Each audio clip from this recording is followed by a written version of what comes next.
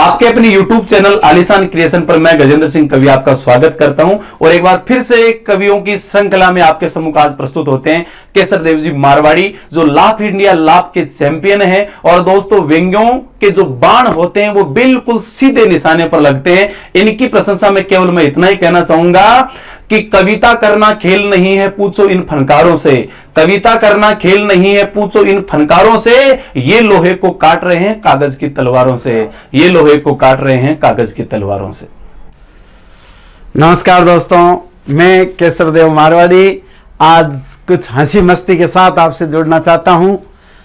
ऐसे तो आपको पता ही है कि मैं बहुत इंटेलिजेंट आदमी हूं।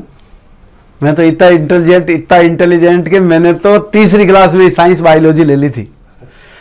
मैं हिंदी, अंग्रेजी, गणित, विज्ञान, सामाजिक ज्ञान, संस्कृत को छोड़कर बाकी सब्जेक्ट में बहुत होशियार था। और जब किसी को किसी सवाल का जवाब नहीं आता था तो केसर देव मारवाड़ी सल्टाता था गुरुजी को। क्लास में कोई प्रॉब्लम आ जाती, सॉल्व करने वाला अकेला आदमी केसर देव मारवाड़ी।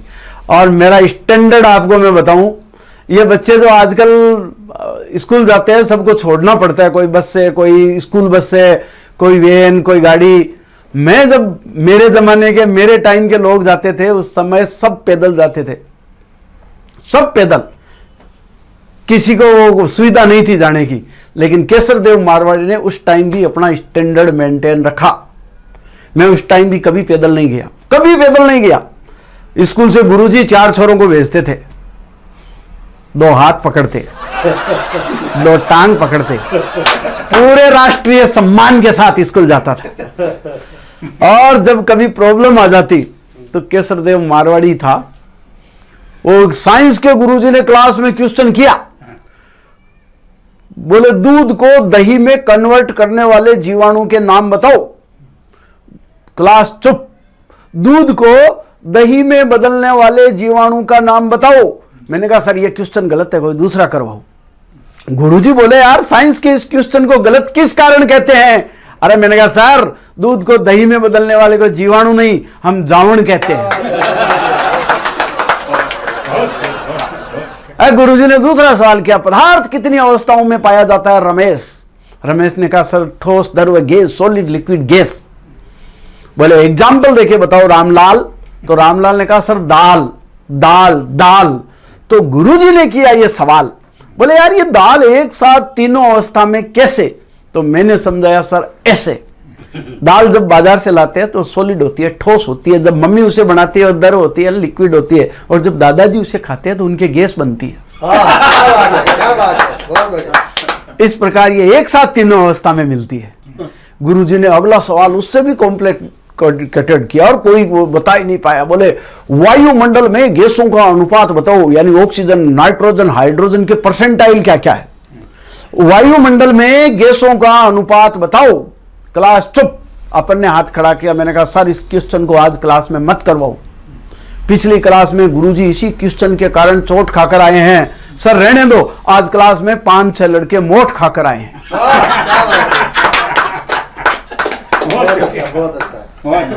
गुरुजी ने इससे भी कॉम्प्लिकेटेड क्वेश्चन बोले उभयचर प्राणी किसे कहते हैं? मैंने कहा सर जो प्राणी उबा उबा चरता है उसको उभयचर प्राणी कहते हैं।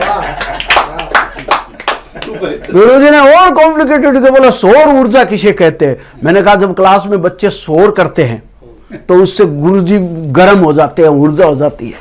तो क्लास में जब बच्चे शोर बचाते हैं इससे गुरुजी गर्म हो जाते हैं, और गुरुजी के पीटने से जो ऊर्जा निकलती है वो सौर ऊर्जा कहलाती है। पर गुरुजी तो मतलब इज्जत लेने पर तुले थे और कॉम्प्लिकेटेड क्वेश्चन ठोक दिया मेरे। और बोले तो एक काम करो, तेरे साइंस मुझे लगता है ज्यादा सॉलिड है। तो वो गुरुजी ने मेरे को मैग्नेटिक अट्रैक्शन यानी चुंबकीय आकर्षण का पाठ पढ़ाया। अब अपन प्रैक्टिकल करने वाले आदमी, गुरुजी पढ़ा रहे थे थ्योरी, तो जो जो गुरुजी ने प्रैक्टिकल शुरू किया, थ्योरी पढ़ाना शुरू किया, अपन ने साथ साथ प्रैक्टिकल शुरू। तो गुरुजी ने जो ही मैग्नेटिक अट्रैक्शन यानी चुंबकीय आकर्षण का पाठ पढ़ाया तो मुझे क्लास में बैठी एक छोरी में खिंचाव नजर आया। गुरुजी के जाते मैं अपने रास्ते से भटक गया और उस लड़की की तरफ मुंह करके स्वतंत्रता पूर्वक लटक गया। पर पड़ोस में बैठे लड़के ने मेरी पोल खोल दी। गुरुजी एक लठ लेकर आए, मेरी चमड़ी छोड़ दी। मैंने माफी मांगते हुए कहा सर इस डंडे से सारे फंडे स्पष्ट हो जाते हैं। मैं समझ गया, पीटने से चुंबक के गुण नष्ट हो जाते हैं। एकदम। तो गुरुजी ने और कॉम्प्लिकेटेड क्वेश्चन किया। अब की बार गुरुजी साइंस पे आ गए, मेरे को उड़ जाना चाहते थे, बोले हृदय का नामांकित चित्र बना के बताओ। अब अपने को हृदय का मतलब पता नहीं, मैंने पड़ोस वाले पर पूछ लिया, पड़ोसी से, गजेंद्र जैसा लड़का बैठा था, मैंने कहा यार ये हृदय किसे कहते हैं? तो बोले इतना ही नहीं जानते। मैंने कहा तो बताओ यार हृदय को हिंदी में क्या कहते हैं? बोले हार्ट। हिंदी में आर्ट? अरे मैंने कहा ये अलग आर्ट है। तो मैंने कोई दूसरे से पूछ लिया, मैंने कहा यार धन जी आप बताओ ये हृदय का मतलब? अरे बोले हृदय का मतलब दिल। अरे मैंने कहा दिल का नामांकित चित्र बनाना है? मेरे तो बाप दादाओं ने प्रैक्टिस की, अपन तो इसमें एक्सपर्ट। तो अपन ने वो पान वाला चित्र बनाया, बीच में एक तीर का निशान भी फंसाया, और उस पर गुरुजी ने लिखा था नामांकित। तो अपन ने नाम लिखना शुरू किया, अनीता, सुनीता, कविता। गुरुजी बताओ और किता? गुरुजी समझ गए छोरे की डीप स्टडी है, इसलिए गुरुजी ने सब्जेक्ट बदल लिया। बोले तेरी मैथमेटिक्स। अरे मैंने कहा मारवाड़ी आदमी की मैथमेटिक्स पूछते हो? मारवाड़ी आदमी तो शुरू से ही एक्सपर्ट है। और मैं बता दूं, मैं क्लास में इंटेलिजेंट था। आजकल तो बच्चे 96% आते हैं, 98% आते हैं, उस समय इतना नहीं था। ये 98.7, 98.5 पता नहीं चलता, ये मतलब नंबर है, बुखार है। अच्छा, फर्क ज्यादा कुछ भी नहीं है। मेरे 36% आए, आजकल वालों के 98 आते हैं। बस खाली फॉरनेट और सेंटीग्रेड का ही तो फर्क है। अपना 36 डिग्री सेंटीग्रेड, उनके 98.76 के फॉरनेट के बराबर। हालांकि मेरे नंबर कटते नहीं थे, मतलब बच्चे तो डिप्रेशन में आ जाते हैं, 98 वाले डिप्रेशन में, 98 वाले प्रेशर में, 94 वाले साइड में आ जाते हैं, और 92 वाले तो सुसाइड तक कर लेते हैं। लेकिन अपन 33% ला करके भी खुश। हालांकि मैं जिस सब्जेक्ट में एक्सपर्ट था उसमें पूरे नंबर आते थे, 100 में से पूरे। कोई एक नंबर कटता था, वो भी इधर वाला।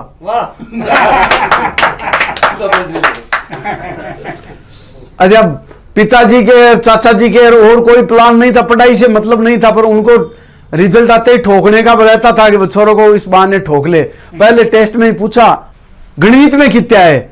अरे मैंने कहा संस्कृत है, हिंदी है, और का भी सामाजिक ज्ञान है, उनका पूछो। गणित में कितना है? मैंने कहा 8। बोले कितने में से? मैंने कहा 10 में से। सेकंड टेस्ट में पूछा कितना है? मैंने कहा 8। उनके ठोकने का प्रोग्राम फिर कैंसिल। अर्धवार्षिक में पूछा कितना है? मैंने कहा 8। अब मेरे बाप को भी पता नहीं था 70 में से आते हैं। कुछ ही नहीं कहा, खुश। एक दिन उनके मेरी वो रिजल्ट शीट, मार्कशीट हाथ लग गई। उन्होंने देखा पहले टेस्ट में 0 गणित में, दूसरे में 0, हाफ ईयरली में 0। मेरे को बुला के पूछा गणित में तू तो कह रहा था 8 आए हैं, सेकंड टेस्ट में 8 आए हैं, अर्धवार्षिक में 8 आए हैं, ये देख 0 0। मैं कहा बापूजी मार्कशीट सही पकड़ो, थे यहाँ साइड में पकड़ रखी और डुल गया नंबर। 8 है जगह 00 दिख रहे है।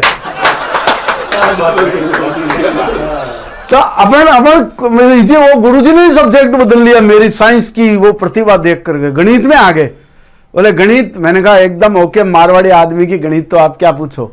बोले मान लो तुम्हारे घर में 2 बाल्टी है, एक बाल्टी 10 लीटर की, दूसरी बाल्टी 20 लीटर की। 10 लीटर की बाल्टी को भरने में 1 घंटा लगता है, तो 20 लीटर की बाल्टी को भरने में कितना टाइम लगेगा? मैंने कहा सर 6 घंटे।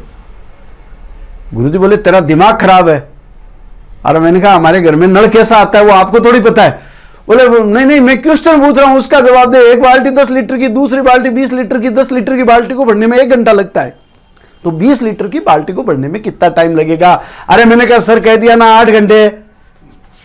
तो गुरुजी ने मेरे को समझाया, बोले यार तेरे गणित में समझ में नहीं आ रहा है या कोई पर्सनालिटी छुटेड़ी है? मैंने कहा सॉरी सर मेरी बड़ी वाली बाल्टी फुटेड़ी है। अब अपनी प्रॉब्लम गुरुजी थोड़ी समझे, गुरुजी ने सब्जेक्ट चेंज कर लिया। बोले संस्कृत। और मैंने कहा अपनी संस्कृत, गांव के आदमी संस्कृत तो एकदम एक्स्ट्रा ऑर्डिनरी एक्सपर्ट रहता है। तो गुरुजी ने मेरी संस्कृत जानने के लिए मुझे संस्कृत में ही क्वेश्चन पूछा। बोले संस्कृत में ही उत्तर देना। मैंने कहा ओके सर। तो गुरुजी ने मेरे कहा पुत्र त्वम कुत्र गच्छामि। अब अपने को तो तुक्की मिलानी थी। बोले पुत्र त्वम कुत्र गच्छामि। मैंने कहा अहम गायामी कुत्र लायामी। गुरुजी समझ गए छोरा टोटा टेकने में होशियार है। बोले मैं कोई श्लोक दूं तो इसका हिंदी अर्थ बना दोगे? मैंने कहा बिल्कुल। बोले कोई नीतिगत श्लोक आता है? मैंने कहा सर बिल्कुल आता है, तैयारी पूछो। बोले कोई नीतिगत श्लोक सुनाओ। तो मैंने कहा सर सुन जाओ। धन्नो धावती अदे त्वय बसंती लजाया प्रसन्न अस्ति। गुरुजी बेहोश, गुरुजी के बाप ने ही नहीं सुना था ऐसा नीतिगत वाक्य। बोले थे मारवाड़ी बेवकूफ मत बना, अगर ये संस्कृत का श्लोक है तो इसका हिंदी अर्थ भी बता। मैंने कहा सर सुन जाओ, धन्नो धावती अधे त्वय बसंती लजाया प्रसन्न हस्ती, अर्थात चल धन्नो, आज बसंती की इज्जत का सवाल है।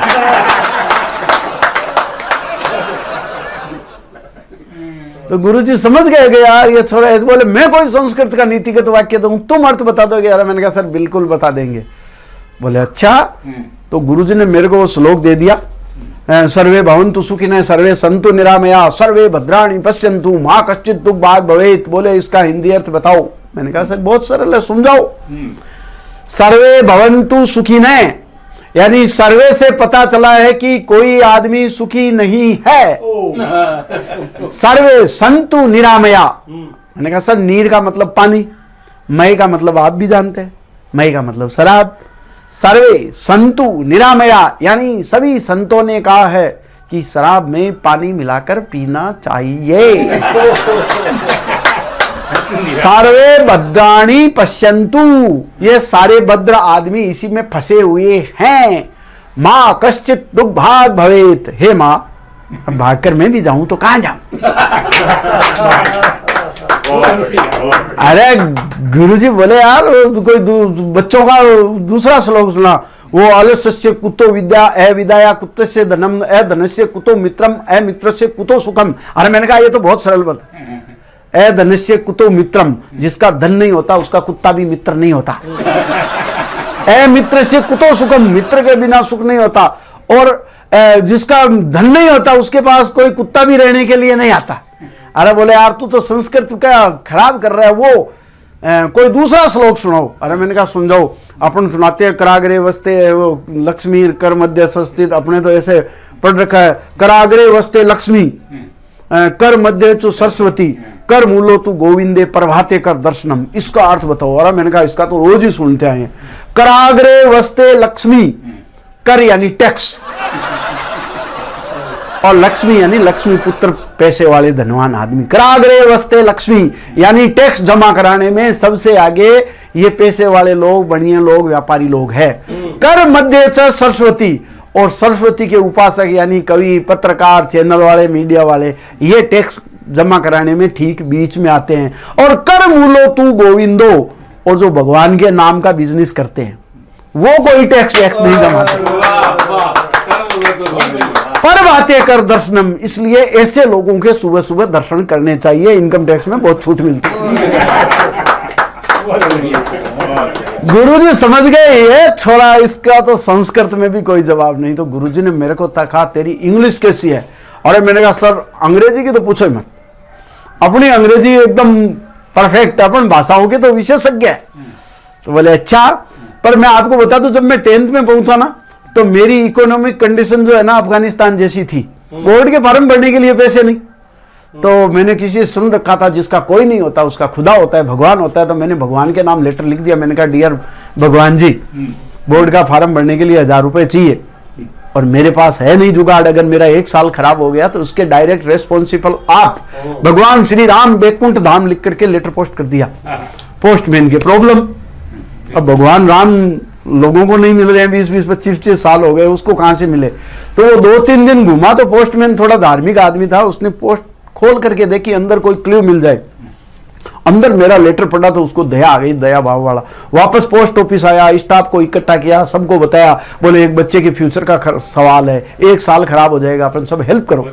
तो किसी ने 100 रुपए दिए, किसी ने 50 रुपए दिए, कोई बड़े दानी थे मधुकर जी जैसे 1 रुपया नगद ही दे दिया।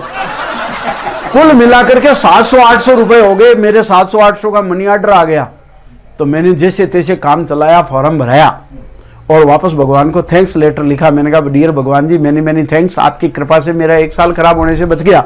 हालांकि मुझे 1000 रुपये की आवश्यकता थी और आपने भी शायद 1000 रुपये भेजे होंगे, बीच में पोस्ट ऑफिस वाले 200 रुपये खा गए।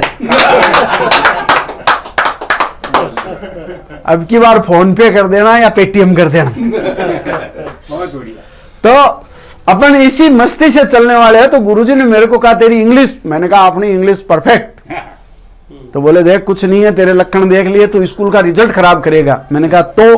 बोले इस बार बेस्ट फ्रेंड का ऐसे नहीं आया, 2-3 साल हो गए, तू तो एक काम कर, वो रटा देता हूं, वो रट ले और कॉपी खाली मत छोड़ना। मैंने कहा ठीक सर। तो आपको बताऊं, गुरुजी ने बताया था जैसे, ठीक वैसे का वैसे मैंने रट लिया बेस्ट फ्रेंड का ऐसे। आपको बताऊं कैसे। गुरुजी ने बताया था जैसे कि आई have many friends, mister Ramlal is my best friend, he usually come to my house, my mother also love him, and a friend in need is friend indeed। पर दोस्तों थोड़ी सी गड़बड़ हो गई, बेस्ट फ्रेंड की जगह फादर का ऐसे आ गया। पर अपन तो मारवाड़ी आदमी, जहां जहां फ्रेंड फादर लिखना था और जहां जहां फ्रेंड लिखना था अपन ने एडजस्ट किया। बेस्ट फ्रेंड की जगह आ गया फादर का ऐसे, तो अपन ने बीच में लगा दिया फादर फ्रेंड की जगह, और ऐसे बन गया ऐसे। I have many fathers, Mr. Ramlal is my best father. He usually come to my house. My mother also love him. And a father in need is father indeed. तो अपन तो इसी टेक्नोलॉजी से पटा करके आज मैं लोगों को हंसा रहे हैं, और मुझे लगता है मेरी शिक्षा बहुत सही हुई है। धन्यवाद, नमस्कार।